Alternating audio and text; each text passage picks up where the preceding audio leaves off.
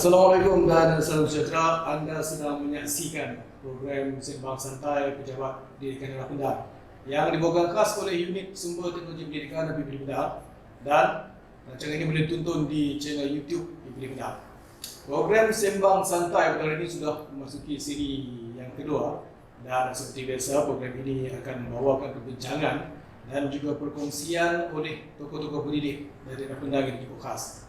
Sebelum itu, kepada penonton yang sedang menyaksikan program ini, diharap dapat menekan butang subscribe sebagai tanda sokongan anda. Kepada yang sudah subscribe, terima kasih diucapkan. Sidang penonton yang dihormati sekalian, saya perkenalkan tokoh pendidik yang dijemput khas pada siri kedua kali ini. Seorang tokoh pendidik yang cukup dikenali ramai, handsome bergaya di sebelah kanan saya perkenalkan Cikgu Kamarul Zaman Bakar, atau lebih dikenali dengan panggilan Cikgu KZ. Assalamualaikum warahmatullahi wabarakatuh. Waalaikumsalam. Terlebih dahulu saya merakamkan ucapan terima kasih kepada Cikgu KZ. Boleh semua Cikgu KZ ya? Tak ada masalah. Sedap. Terima rasanya. Terima kasih kerana sudi bersama-sama kami pada hari ini untuk kita berkongsi pengalaman cikgu ataupun suka-duka cikgu sepanjang cikgu berkhidmat sebagai seorang pendidik. Dan saya rasa saya mulakan perbincangan kita mengenai sejarah perkhidmatan dan tempoh berkhidmat cikgu sepanjang bermula dari mendapat soalan etikan sebagai seorang pendidik itu sehingga hari ini. Silakan Ibu. Terima kasih Saudara Muhammad Azizi. Sebenarnya sejarah perkhidmatan saya sebagai seorang guru atau seorang pendidik bermula pada tahun 1987 sebagai guru sandaran tidak terlatih di Sekolah Menengah Sultan Idris Shah II, Gerik, Perak.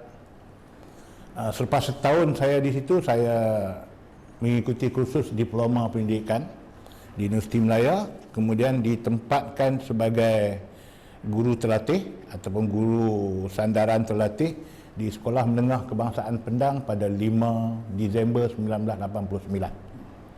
Dan tempoh perkhidmatan saya yang pertama di Sekolah Menengah Kebangsaan Pendang itu agak lama, iaitu lebih daripada 14 tahun, daripada guru penolong, kemudian dilantik 8 tahun kemudian dilantik sebagai guru kanan bahasa, kemudian selepas itu dilantik sebagai penolong kanan hal ehwal murid. Kemudian pada tahun 2004 saya ditukarkan ke Pejabat Pendidikan Daerah Padang Terap Pendang sebagai penolong PPD Pengurusan Sekolah Menengah.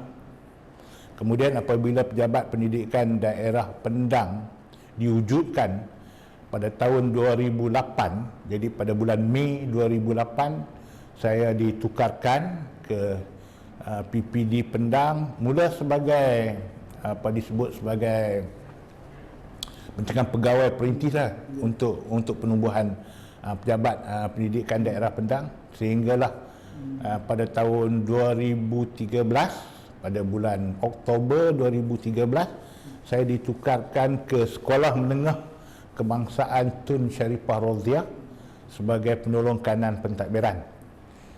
Kemudian pada tahun 2017, bulan Julai 2017, saya ditukarkan ke Sekolah Menengah Kebangsaan Batu 5 Jalan Jeniang Gurun sebagai pengetua. Kemudian pada 1 Disember 2019 saya ditukarkan ke Sekolah Menengah Kebangsaan Pendang sehingga kinilah.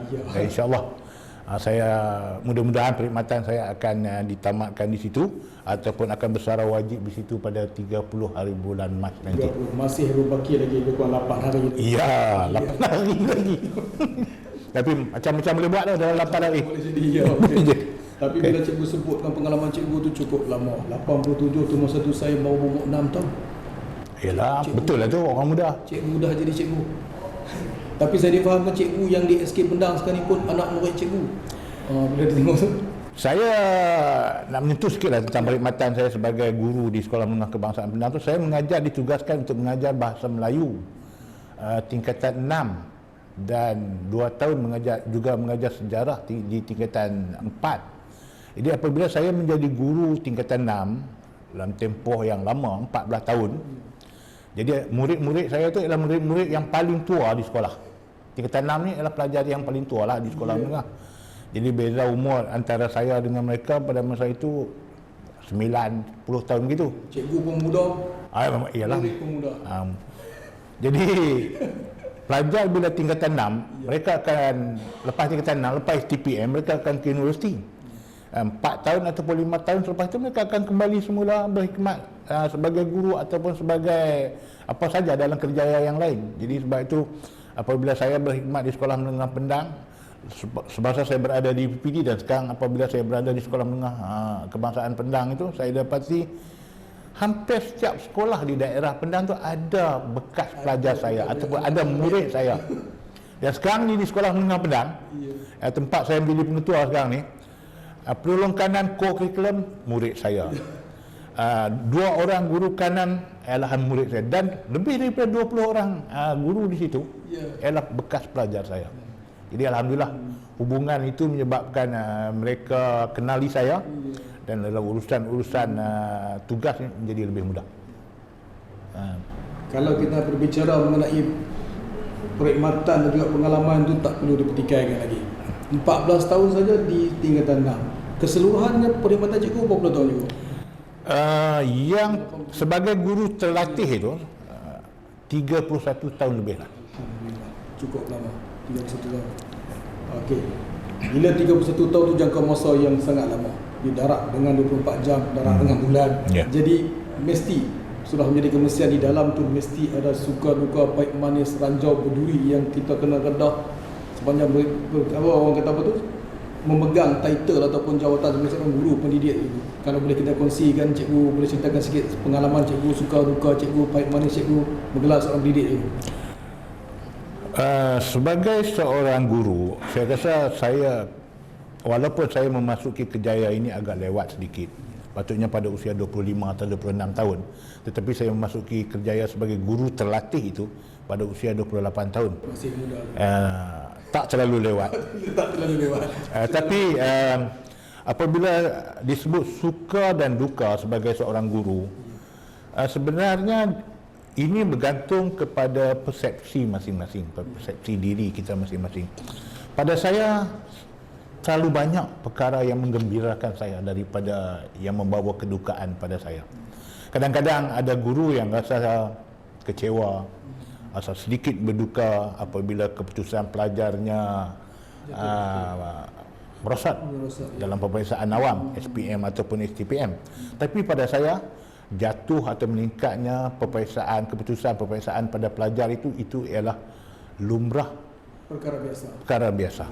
Ya kan? Tapi yang penting pada saya selalu cakap pada rakan-rakan guru pada masa itu, kita telah melaksanakan tugas kita sehabis baik. Jadi apabila kita melaksanakan tugas kita sehabis baik, kita tak perlu berduka. Tapi selalu juga saya cakap pada guru-guru apabila saya berada di Pejabat Pendidikan Daerah Padang Terap Pendang dalam majlis-majlis rasmi di sekolah seperti Hari Anugerah Cemerlang ataupun Mesyuarat Agung PIBG, saya selalu tegaskan kepada guru-guru. Saya katakan kepada guru-guru ni, ajarlah anak murid kita sebagaimana kita mahu orang lain mendidik anak kita. InsyaAllah. Itu ialah tugas saya rasa itu ialah satu kaedah untuk menjadikan kita manusia yang sentiasa ikhlas dan redha dengan apa yang berlaku. Terima kasih, Ibu. Dan bermula dengan guru biasa, menjadi penolong kanan, menjadi pengetua, bertugas sebagai pegawai di Pejabat Pendidikan Daerah, itu kalau diikut kronologi ataupun perkembangan kerjaya itu sangat membanggakan dan sangat, orang kata apa, macam menariklah untuk dikenang, untuk sebelum kita menambahkan perkhidmatan kita sebagai seorang pendidik. Okey, jadi saya nak menyentuh sikit saja soalan ni, Ibu. Semasa cikgu memegang jawatan pentadbir, okey, pentadbir ni termasuklah semasa cikgu menjadi pengetua, kemudian semasa cikgu berkhidmat di PPD. Okey, cara ataupun kaedah ataupun model ataupun gaya pentadbiran yang cikgu gunakan untuk, orang kata apa tu, macam menjalankan pentadbiran lah, atau menjalankan tugas sebagai seorang pentadbir. Macam mana cara yang cikgu gunakan? Saya di daerah Padang Terap Pendang dan khususnya di daerah Pendang, guru-guru yang berada di sekolah tu menganggap saya seorang yang straight, tegas. Tetapi apabila mereka ni kenali saya, Pernah bertugas sekali. pernah berurusan dengan saya, bertugas dengan saya, persepsi itu berubah. Mereka katakan saya senang didekati. Tapi yang itu saya tak dapat komen apa, itu terpulang pada mereka. Tapi apapun dalam soal kerja, saya kata ini amanah dan tanggungjawab yang telah diberikan oleh kerajaan pada kita. Kita perlu laksanakan amanah dan tanggungjawab ini dengan lebih baik. Kita mengurus sekolah contohnya, kita mengurus pejabat pendidikan daerah. Jangan kita anggap ini ialah rumah kita, ini bukan syarikat kita. Kita diwakilkan oleh kerajaan untuk mengurus. Sepatutnya semua guru kena macam tu. Ya, walaupun bukan hak kita, pejabat pendidikan daerah contohnya, sekolah contohnya, bukan sekolah kita, bukan sekolah milik kita maksud saya, tetapi mesti ada perasaan kekitaan dalam mengurus itu. Dan yang utama ialah kita kena pastikan bahawa segala perintah ataupun peraturan perkeliling yang dikeluarkan oleh kementerian itu kita patuhi. Dan kadang-kadang orang selalu jumpa saya nak memohon sesuatu. Kadang-kadang kita katakan ini tak boleh kerana peraturan sedia ada menunjukkan tak boleh. Tak boleh, mengatakan tidak boleh. Tapi mereka pun kadang-kadang pandai juga cakap. Mereka kata takkan tak boleh guna budi bicara. Saya cuma katakan budi bicara hanya boleh digunakan sekiranya peraturan tidak ada. Itu pun budi bicara mesti berdasarkan peraturan-peraturan lain yang ada kaitan. Jadi saya kata kita penjawat awam, budi bicara memang ada, tapi apabila peraturan tidak ada. Sekarang nampaknya cikgu-cikgu sudah mulai faham dalam keadaan itu. Dan sebenarnya apabila saya jadi pegawai di PPD yang menguruskan pertukaran guru, penempatan pelajar, satu tugas yang sangat mencabar. Tugas yang sangat mencabar. Dan cikgu-cikgu ni kebanyakannya mahu permohonan mereka dipenuhi. Diluluskan, dipenuhi. Cikgu ikut nak balik dekat. Kebanyakan guru nak berkhidmat di sekolah yang paling dekat dengan rumah. Yang paling mudah. Yang paling mudah, ya. Sebab itu dalam sekolah di rumah. Ya. Baca dalam keadaan itu, kadang-kadang saya berdepan dengan guru-guru yang macam-macam kerana. Ada satu kes. Seorang guru, dia bertukar dari antara negeri lah, saya tak ingat negerinya. Ditempatkan di Kedah dan ditempatkan di daerah Penang seperti yang dipohon oleh guru berkenaan. Kemudian dia ditempatkan di sekolah yang jauh sedikit daripada Pekan Penang, tapi jarak dia dalam 20 km dari tempat tinggal dia, berdekatan dengan taman perumahan di sekitar Pekan Penang ni. Guru ini perempuan, dia datang dengan suami dia ke pejabat berjumpa dengan saya. Dia tanya, apa masalah cikgu nak jumpa saya? Dia kata, tuan, saya ditempatkan di sekolah ini dah. Saya kata, apa yang salahnya dengan sekolah tu? Tak, dia kata, masalah saya ialah saya tak boleh memandu kenderaan, tak boleh pandu kereta. Dia datang dengan suami yang berdiam, tak cakap apa. Saya kata, cikgu, sepatutnya cikgu tak perlu datang jumpa saya untuk nak selesaikan masalah tak tahu memandu kereta ni, dia kata. Cikgu baru umur awal 30-an, baru 32 tahun. Kenapa tak ada lesen? Saya kata sepatutnya cikgu ke sekolah memandu, selesailah masalah cikgu. Kita tidak nak kita nak bagi lesen. Ya, saya kata sebab masalah tak tahu memandu, saya kata kalau datang PPD tak ada selesai. Kan? Jadi saya kata keperluan cikgu di sekolah berkenaan, di sekolah A tadi saya kata. Jadi cikgu kena pergi jumpa ke sekolah memandu, dapat kelatihan memandu, masalah ni selesai. Ya dah. Ambil masa dalam beberapa bulan dia kata. Tak ada teriak di lepas tu tak teriak. Lepas tu dah tak. Lepas itu dia dengan suami dia pun pakai cikgu, pakai senyum. Lepas tu suami dia tak, okeylah cikgu, dia kata. Saya kata yang tu solution dia, saya kata. Selesai masalah. Dan cikgu tu pun pergi ke sekolah tu. Saya kata jangan harapkan, saya kata orang simpati orang lain, simpati saya kata pegawai-pegawai di PPD yang terpaksa tukarkan cikgu ke sekolah yang lebih dekat. Padahal keperluan cikgu bukan di situ. Bukan ikut kehendak cikgu. Kita nak jadi cikgu ni, saya kata kena berkhidmat di sekolah yang kita perlukan, perkhidmatan kita diperlukan. Andai kata ditukarkan akan menyusahkan orang lain. Ya, kan. Saya ingat selesai dah masalah cikgu tu. Sebab dah banyak tahun dah tu. 10 tahun lebih dah. Kan? Kemudian satu lagi kes yang agak saya menarik juga, sebab cikgu ni dia demand untuk bertugas di sekolah dekat dengan rumah. Dia kata, tuan tahu tak, seorang cikgu ni, dia kata dia ke tempat bertugas dia tu, dia bukan berkhidmat di daerah Penang, di daerah lain yang berdekatan kan, tapi pada saya masih lagi dalam dekat, dalam 30 km tu. Dia beritahu saya, tuan tahu tak, dia kata, saya berapa kali tayar kereta saya pancit kan, cermin kereta saya pun pernah pecah. Saya kata dekat dia, itu biasalah, saya kata. Apabila kita menggunakan jalan raya, risiko itu akan berlaku, dia kata. Kemudian saya kata dekat cikgu tu, sepatutnya cikgu boleh sujud syukur, saya kata. Cikgu tahu tak, baru-baru ini saya kata, ada satu kes kebetulan sebelum itu, ada seorang guru yang mengajar di seberang Perai, rumahnya di sekitar Al-Ustaz, dia mati dalam perjalanan kerana kemalangan jalan raya. Cikgu, saya kata, baru tayar pancit, biasalah.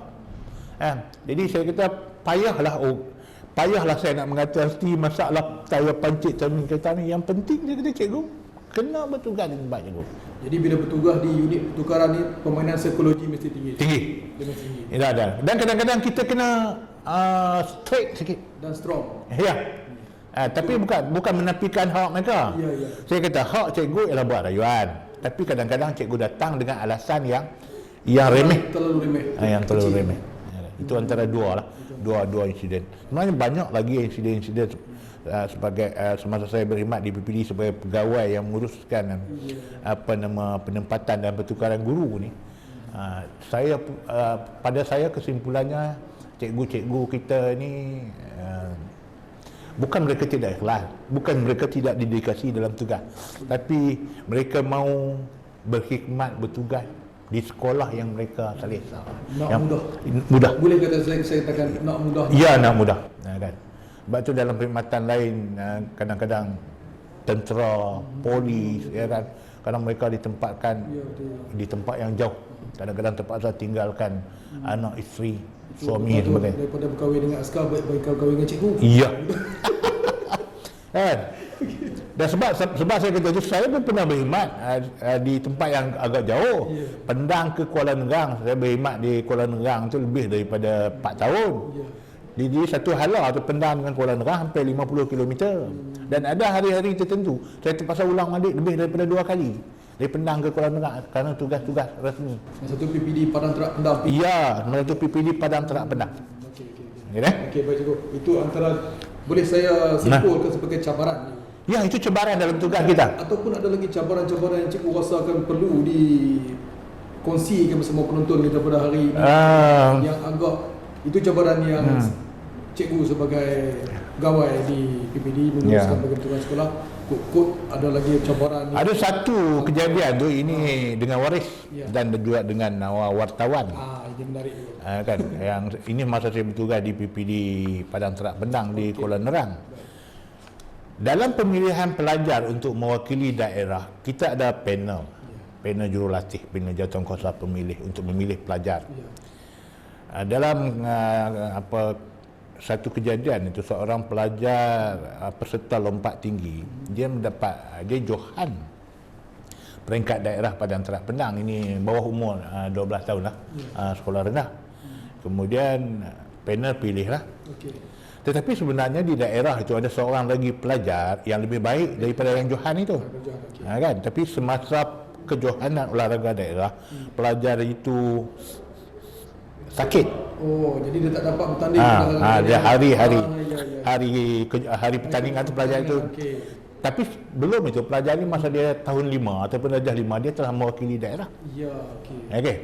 Kemudian panel tu tetap memilih juga pelajar tersebut berdasarkan tahun lepas dia sudah mewakili daerah. Nampak potensi pelajar berkenaan ada. Dan saya tengok beda ada 2 orang pelajar tu, ini acara lompat tinggi. Acara lompat tinggi, saya tengok yang sakit masa kejohanan hari pertandingan tu, saya tengok dia nampak dari segi fizikal dia, saiz tubuh badan dia, saya tengok dia lebih baik. Kemudian apabila dipilih ke latihan pusat peringkat daerah, memanglah pelajar yang itulah lebih menonjol catatannya masa latihan. Jadi pelajar yang dapat pingat emas tahun berkenaan jadi peserta simpanan lah. Ya. Ini menyebabkan ibunya tak puas hati. Jadi isu. Dan jadi isu. Ya, sebab yang menang tak pilih, ambil yang tak bertanding. Yang ambil yang tak bertanding. Jadi datang komplain kat PPD. Okey. Jadi penolong PPD yang urus sukan ini, dia kata dia serah dekat saya lah untuk saya selesai masalah ni. Ya. Sebab saya penolong PPD pengurusan sekolah, masa tu dia pegawai yang kedua lah, nombor 2 di PPD. PPD pun, pegawai pendidikan daerah pun serah dekat saya. Jadi datanglah ibu ni, dia kata dia tak puas hati. Dia kata dia akan, saya kata kita ada panel jurulatih jawatan kuasa kita. Dalam tugas ini, dalam hal sukan ni, saya memberi kepercayaan untuk jawatan kuasa ini uruskan. Ya kan? Lepas itu, dia kata dia tak puas hati dan dia akan buat panjang ni kepada wartawan. Oh. Dia kata silakan, saya tak boleh nak halang puan. Kalau puan nak beritahu wartawan. Kemudian dalam 2 jam saya dihubungi oleh wartawan. Akhbar pun saya ingat, tapi saya tak mahu sebut lah. Wartawan tu tanya saya, kenapa pelajar ini tak dipilih mewakili dia? Saya bagilah justifikasi jawapan yang sama. Kan? Lepas tu dia kata dekat saya, ikut pengetahuan saya, dia kata, masa pertandingan pelajar yang kita pilih untuk wakil daerah tu tak ambil bahagian. Kemudian kita pelajar yang kita tak pilih ni, yang sebagai peserta simpanannya ni, masanya lebih baik. Saya kata, mana pula masa? Hang jadi wartawan macam mana? Saya tanya acara lompat tinggi, orang tak kira masa tau. Kan? Lepas tu dia pun tergelak. Dia kata, oh ya tak ya juga. Dia sebab itu saya kata, dengan itu, sebab itu saya kata, dalam kita nak bertanya soalan, kita kena tahu punca. Saya kata ini lompat tinggi pun kira masa. Saya kata pelik. Dia pun gelak sekali. Lepas tu tak jadi isu bila gelak. Artinya daripada keadaan yang nak menempat, nak tegang tadi, dia habis kat situ. Dan gelak tu saya. Sampai situ isu pun tak timbul. Tak timbul isu. Saya kata jenuh lah kalau hang nak layan ni apa waris yang macam ni. Saya kata. Betul. Tu dia kata saya telefon cikgu dulu, dia tak nak pastikan. Saya kata kalau semua dapat nombor 1 mesti wakil daerah. Saya kata yang Malaysia yang dapat nombor 1 mesti kena wakil Malaysia. Kan? Lepas tu dia kata kalau macam tu Malaysia ramailah orang yang wakil ke Olimpik. Dia kata tapi tak. Dia kata dia ada kriteria syarat-syarat lain. Yang itu yang kita kena patuhi. Oh dia kata betul ya, cakap cikgu ni. Saya kata memang betul pun. Okey, seorang guru mesti tegas macam tu. Ya. Kalau tidak kita selamanya dieksploitasi. Okey. Kalau ada isu sikit-sikit, habis. Okey, baik. Okey, itu boleh saya rangkum sebagai cabaran ataupun masalah sepanjang cikgu bertugas lah. Ya. Okey, dan kita sentuh sikit pasal macam tak sedap pula kalau tak sentuh pasal prestasi. Sebab cikgu pengetua di SMK Penang, pengetua di banyak sekolah, di pengurusan dan semua tu, tapi saya nak highlightkan satu saja, pencapaian yang kita ambil data di sinilah, pencapaian untuk SPM dan STPM bagi tahun 2019. Okey. Masih tak terlewat kalau saya ucapkan tahniah sebab bukan senang dapat ni. Kalau saya difahamkan masa tu SPM untuk tahun 2019 GPA sekolah 4.71. Ya. Lonjakan lah daripada keputusan 2018 5.12. Dan juga STPM tempat ketiga peringkat negeri Kedah masa tu 2019.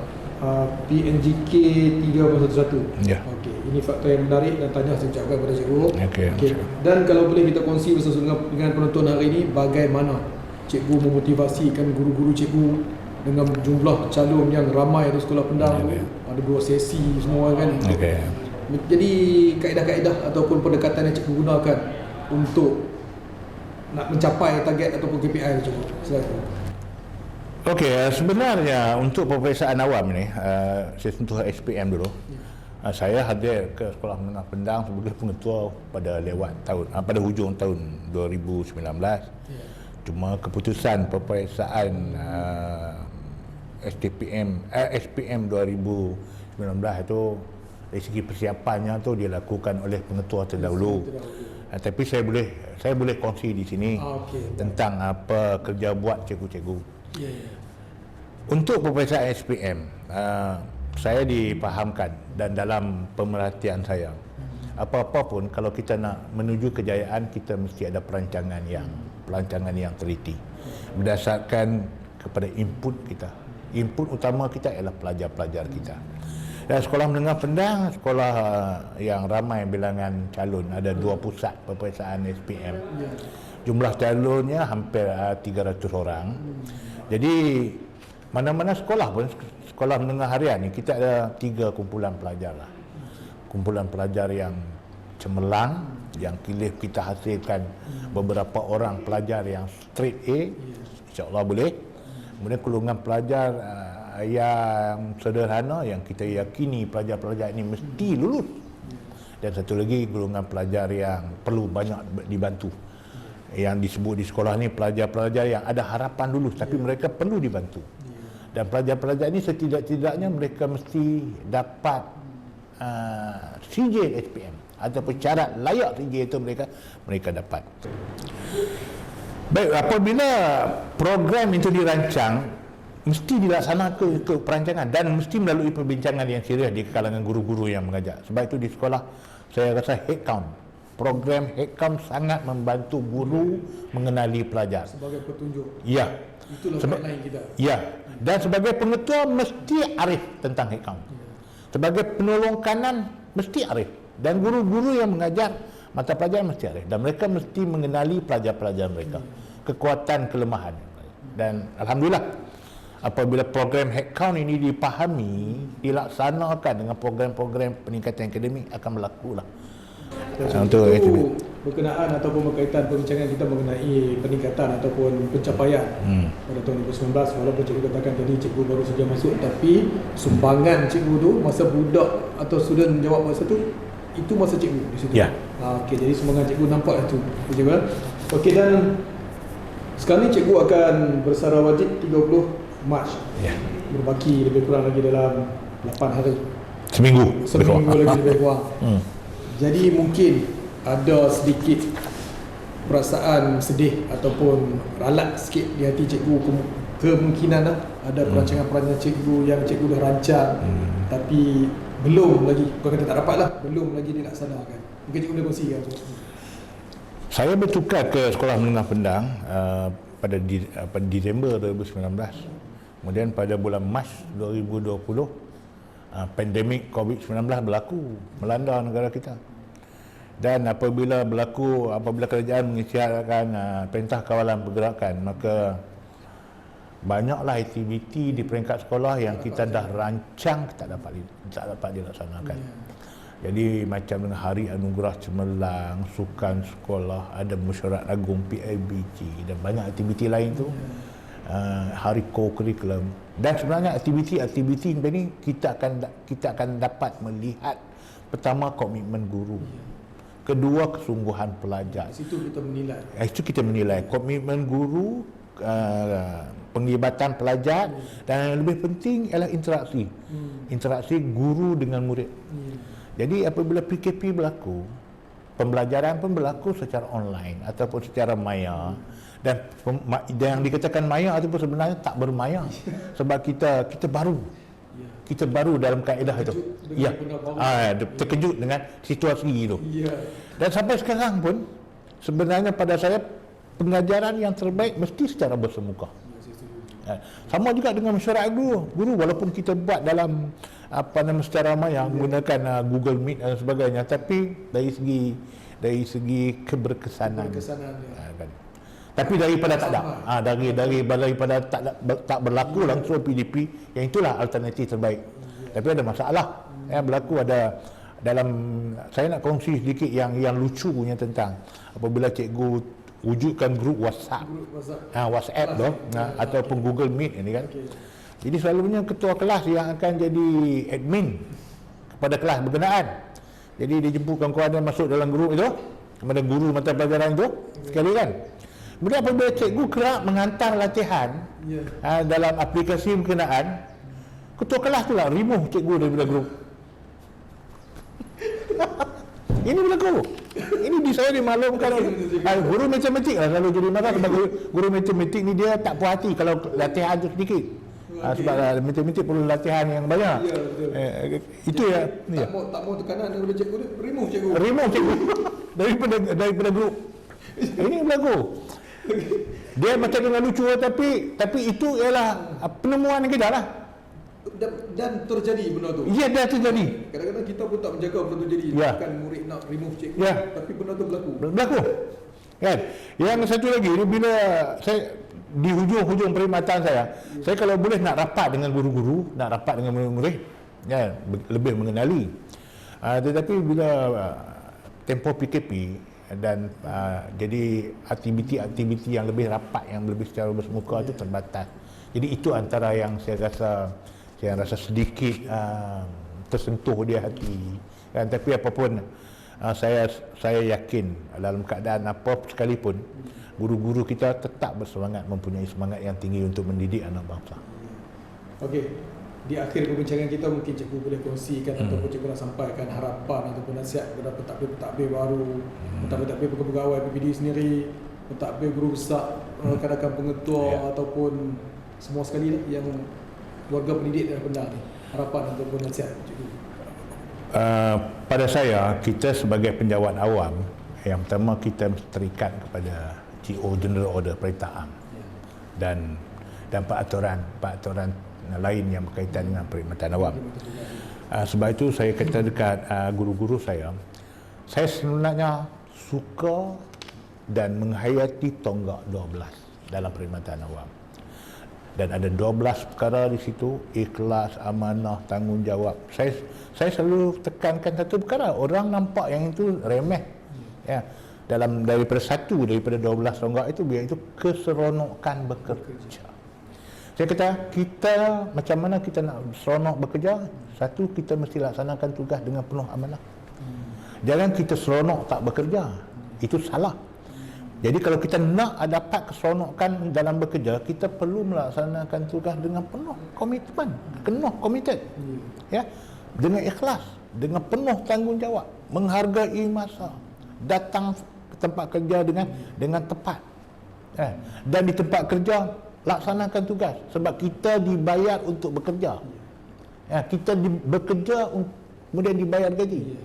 Sebab itu saya di sekolah, terutama sekali dengan anggota kumpulan pelaksana, saya selalu cakap pada mereka, jangan datang jumpa saya, maklum dekat saya, kata banyak kerja. Apabila saya minta sediakan sesuatu, saya kata, kita minta kerja, kita dapat kerja, kemudian kita komplain kita banyak kerja. Ini salah, saya kata. Patutnya, saya kata, cuba kita fikirkan orang yang di luar, yang tak bekerja, mereka merungut, mereka komplain kerana tidak ada kerja. Tapi kita yang bekerja komplain kerana banyak kerja. Ini pelik, saya kata. Itu antara pesanan saya awal lah, apabila saya berada di suatu sekolah. Dan peringkat akhirnya mereka boleh faham. Ya kan? Kerja bukan jangan merungut banyak kerja.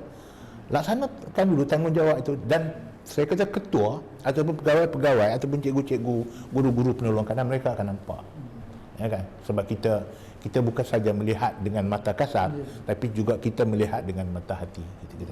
Kita kena menjiwai murid kita kena menjiwai rakan-rakan kita. Okey, baiklah cikgu, saya rasa kita dah sampai ke penghujung program Sembang Santai PPD Pendah untuk siri yang kedua ni. Jadi sekali lagi kami di PPD Pendah mengucapkan terima kasih banyak-banyak kepada cikgu atas kesudian cikgu bersama kita pada ini, berkongsi pengalaman cikgu, bagaimana cikgu menghadapi cabaran-cabaran semasa bertugas sebagai seorang pendidik. Dan sebelum kita berpisah, saya ucapkan cikgu selamat bersara. Boleh saya ucap awal tak? Boleh, salam salah. Ya. Sebulan sebelum pencen boleh. Dan terima kasih cikgu. Semua-semua cikgu di PPD Pendah atau di daerah Pendah ni akan dikenal insya-Allah sampai di Pendah. Okey, dan saya doakan semoga cikgu sentiasa diberikan nikmat kesihatan yang baik, bahagia bersama keluarga tersayang.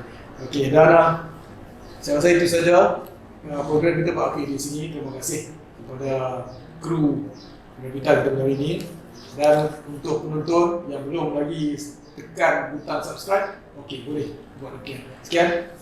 Assalamualaikum warahmatullahi wabarakatuh. Waalaikumsalam.